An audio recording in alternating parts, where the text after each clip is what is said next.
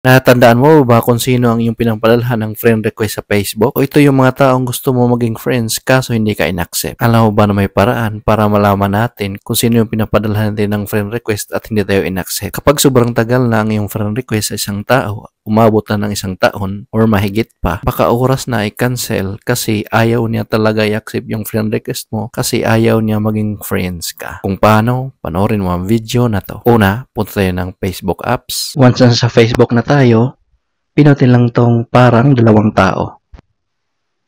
Ayan, so dito din makikita yung nag-send ang friend request sa atin at hindi in-accept. Then, katabi ng friend request, makikita natin yung see all at pinutin lang to.